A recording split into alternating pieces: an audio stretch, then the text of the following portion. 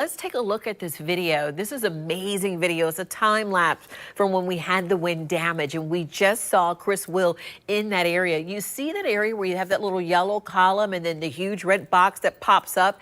This is when they were covering those tornado warnings earlier this morning, and you see the trail of which the damage did occur. There was also a call for a possible funnel cloud in Brunswick, Georgia. And I'll talk more about that in just a second. So we were spared compared to the rest of the country that's been dealing with so much over the last couple of hours or so. And taking a look at exact track 4D radar, we still have some storms that are moving through the area. In particular, Brunswick, you're in the clear right now, but looking at this lapse for the last 15-30 minutes, yet another round of storms making their way through areas like Savannah and Hinesville. You know, they've been having a good old time up there for St. Patrick's weekend. And then taking a look a little bit closer into Jacksonville, that Callahan area right in here, you can see how we just had some more moderate to heavy downpours making their way through this area. But you see how we have very few lightning strikes, so those thunderstorms are really starting to dissipate and move offshore.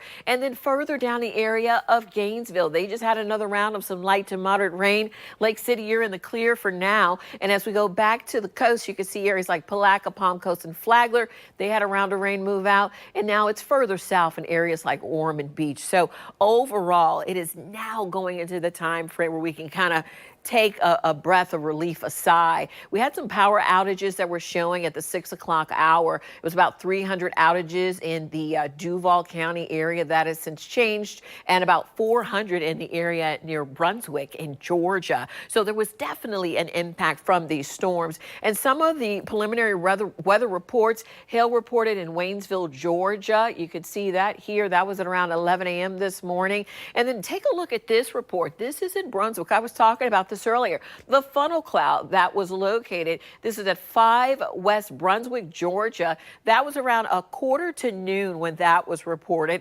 And then closer down into Northeast Florida, at the airport, they had some strong winds there, 45 miles per hour. Taking a look at the rain totals from today's storms, you can see about 1/10 of an inch in areas just south of Brunswick. Waycross, look at that, at 4 inches, 1.3 inches just north of Lake City. Gainesville, just below about 1 inch, and the same for St. Augustine. So you can see the varying areas that really had a lot of rain, the yellow and the red. Those were the areas where you had those really heavy downpours of rain. Taking a look at what we're dealing with now, St. Augustine even gets a chance, as the storms have cleared out, to have a beautiful sunset at 72 degrees. Still got some cloud coverage at the airport. Jax Airport and Mayport, still a little bit of overcast with 75 degrees there. Overall, the temperatures are in the 70s across the board for all of you in Southeast Georgia, Northeast Florida, and those winds are calming down, dropping into the teens, but still breezy for Southeast Georgia, Northeast Florida, especially along the coast.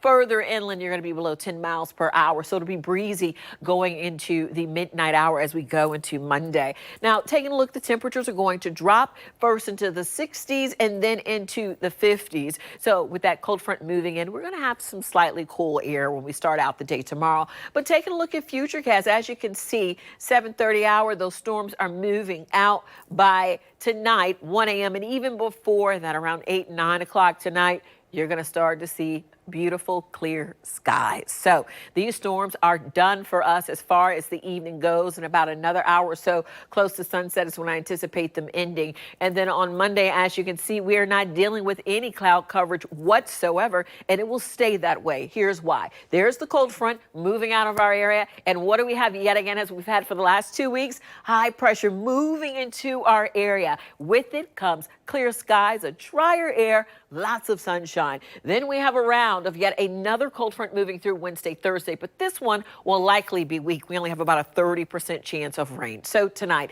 along the coast, upper to mid 50s, further inland, mid to low 50s, and further out west along I-10 and our I-75, I-10 corridor will be in the low 50s. Homerville, you might make it to 49, Waycross down to 50. Now, tomorrow's high will be pleasant and comfortable, but you'll probably need a jacket or a coat in the morning. Along the coast will be in the mid to upper 60s. from St. Augustine to Mayport. Also, we'll be in the upper 60s from Brunswick, Jacksonville, all the way down into Palatka. Good evening to you.